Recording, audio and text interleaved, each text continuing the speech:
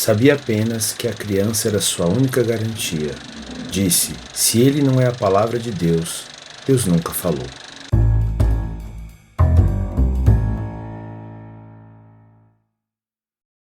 Imagine o que você faria caso, de uma hora para outra, todo mundo que conhecemos acabasse.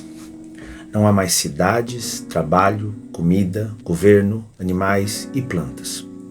Tudo virou um imenso deserto de cinzas, onde o que restou da humanidade se arrasta tentando sobreviver, lutando pelas migalhas que sobraram do velho mundo e devorando, ou fugindo dos devoradores, porque nesse ambiente de escassez, a sobrevivência do mais forte voltou a ser a regra. É nesse cenário pós-apocalíptico que o romance A Estrada, do autor estadunidense Cormac McCarthy, apresenta a história de um pai e seu filho pequeno, numa viagem desesperada para o litoral, onde acreditam que haverá mais chances de sobrevivência.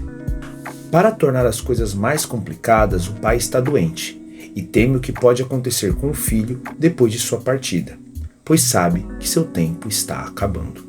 O fato dos personagens não serem nomeados, sendo identificados apenas como homem e menino ou pai e filho, acaba criando um caráter arquetípico. De um lado, o sábio, o protetor, aquele que detém o conhecimento e se preocupa com o outro, tentando passar tudo o que ele acredita ser necessário para que o outro fique bem, enquanto se esforça para mantê-lo vivo. Do outro lado, a criança, a juventude, a esperança, a ideia de que, mesmo com o desmoronamento do mundo, ainda é possível acreditar no amanhã. Precário, sem dúvida, mas que existe, que é real e que é melhor do que a morte e a inexistência. Mais do que uma narrativa sobre o fim do mundo, essa é a história sobre cuidar das pessoas que se ama, sobre seguir em frente, mesmo quando o mundo ao redor desabou. Pai e filho, homem e menino, acabam assumindo assim um caráter universal. O que aconteceu com o mundo é secundário. É a relação entre as pessoas que realmente importa. E como as pessoas reagem depois do fim de tudo o que nos mantém seguros e confortáveis. Nessa relação entre pai e filho, e no aprendizado dos valores humanos diante de um mundo que perdeu toda a humanidade, surge a metáfora do fogo. A todo instante, nos momentos de dúvida sobre a índole de alguém, ou até mesmo sobre a posição moral de si mesmos, o filho pergunta ao pai se eles ou os outros portam o fogo. Esse símbolo retoma o mito grego de Prometeu, que foi o primeiro filantropo, o primeiro amigo da humanidade, que se sacrificou para que essa recebesse o fogo e todos os benefícios que ele traz, e foi punido por Zeus por essa razão. Nesse sentido, portar o fogo simboliza uma determinada postura ética que preservaria os valores da humanidade, mesmo quando o mundo humano deixou de existir. Por isso, quando eles encontram outras pessoas na estrada, são momentos decisivos na formação do filho, de sua percepção do outro, da ideia de que se deve fazer o que é correto, não importa as circunstâncias, e de que as pessoas que se entregaram à selvageria daqueles tempos formavam uma classe diferente daquelas pessoas que conservavam os valores de solidariedade, de esperança e de coragem. Contraditoriamente, ao mesmo tempo, acompanhamos a desumanização do pai, que faz qualquer coisa para garantir a sobrevivência do filho e muitas vezes invalida com as suas ações os seus ensinamentos. O romance parece monótono à primeira vista, mas é um efeito proposital. Em um mundo de cinzas, no qual o sol já não brilha, no qual não existem mais os sons da natureza, no qual os sons humanos provocam medo e a fuga, não há muitos acontecimentos excitantes ou reviravoltas no enredo. Mas mesmo assim, o que está por baixo dessa superfície parada é um sentimento de angústia e de urgência que preenche a narrativa e que fala mais sobre o pai, que vê seu tempo se extinguir enquanto tenta preparar o filho para a sua inevitável ausência, do que sobre o mundo decaído em violência e miséria.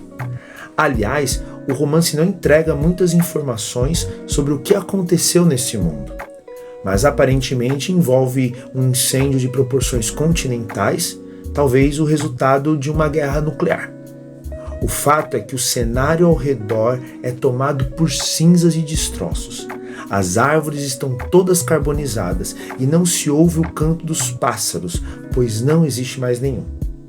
E nesse sentido, a adaptação cinematográfica de 2009, estrelada por Viggo Mortensen, o Aragorn do Senhor dos Anéis, usa uma paleta predominantemente azul e cinza para representar essa desolação.